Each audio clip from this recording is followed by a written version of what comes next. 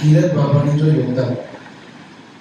सिंधियत जे हलचल जो अबो, सिंधी अदब जे त्रिमूर्तिअ मां हिकु देश भगत, अंग्रेज़नि खिलाफ विरंदड़, हिकु बहादुर शागिर्द, नारा हणंदड़, गजंदड़ शेर। सिंध में अहिड़ियूं के भी सियासी सरगर्मियूं कोन हुयूं जंहिंमें कीरत बाबाणीअ हिस्सो कोन वरितो हुजे। कीरत बाबाणीअ पंहिंजे आत्मकथा कुझु ॿुधायमि कुझु लिकायमि में ॼाणायो आहे त स्कूली जीवन में आर्य समाज जे फ़िलसफ़ीअ जी शुरूआत स्कूली दोस्त हरचंद जे संग में थी। स्वतंत्रता सेनानी, आज़ादीअ जो लड़ाकू रोचीराम ठावाणी हिकु आदर्श मास्टर जंहिं कीरत बाबाणी जे जीवन खे संवारियो।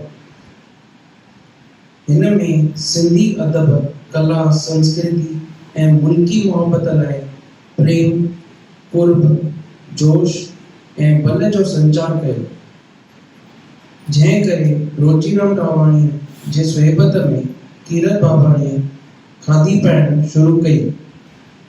कीरत बाबाणी अञा 14 सालनि जो मसो हो जो उन ज़माने जे नंढे आदम में नवाबशाह जे जलसनि में शामिल थींदो हो। स्कूली जीवन में प्रभात फेरियूं कंदो हो त पत्रा लिखी विराईंदो हो ऐं क़ौमी ॾींहं मल्हाईंदो हो। नवाबशाह में शागिर्दीअ दौरान मज़दूर ऐं शागिर्द जदोजहद सां गॾु अंग्रेज़नि खां मुल्क जे आज़ादीअ जे तहरीक में कांग्रेस जे असर हेठि हिस्सो वरिती। सिंध स्टूडेंट्स कांग्रेस जो सेक्रेटरी बणी। 1942 में क्विट इंडिया जे हलचल में ज़ोरदार बहिरो वरिती। जिले जे दोस्तनि सां गॾिजी अंग्रेज़नि जे लोकल बोर्ड जे ऑफिस जे रिकॉर्ड रूम खे बाहि लॻाइणु, भॼ जूं कार्रवाइयूं करणु, घर में वञी बुलेटिन विरहणु जहिड़ा कम कंदे हुन खे केतिरा ई भेरा जेल भोॻिणो पियो।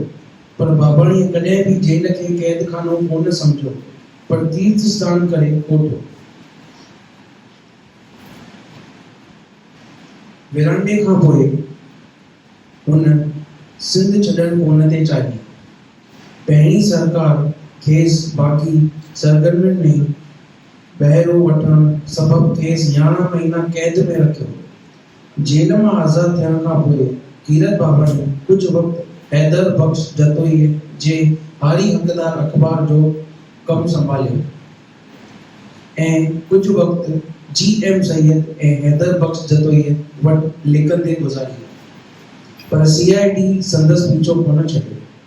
नेठ 8 मई 1952 में नई पाकिस्तान हुकूमत खेसि वतन छॾण लाइ मजबूर कयो।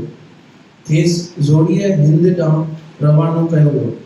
उन ई पसमंज़र में हुन कहाणी लिखी आहे, तूं पुछीं थो त मां उदास आहियां, उदास छो आहियां।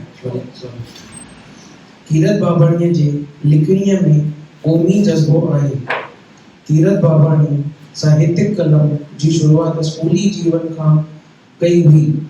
क़ौमी हफ़्तेवार हिंदवासीअ जे हिननि जा लेख छपजंदा हुआ। संदसि राजनीति कलम जय हिंद हफ़्तेवार अख़बार में छपिया ऐं गोबिंद मालीअ जे नई दुनिया मैगज़ीन में जलेबियुनि जा चोर उनवान सां संदसि कहाणी छपी। सिंध में जीअं सिंध तहरीक हलायो, साईं G.M. सैयद जा सिंध जे हुकूमत तरफ़ां ज़ब्त थियल 4 किताब तवारकी दस्तावेज़ आहिनि। पहिरियों पाकिस्तान जो हाल, माज़ी ऐं मुस्तक़बिल। ॿियों सिंध जी कहाणी सैयद जी ज़ुबानी। टियों अ केस फ्रॉम सिंध देश इंग्लिश। चौथों सिंध जी सामिया।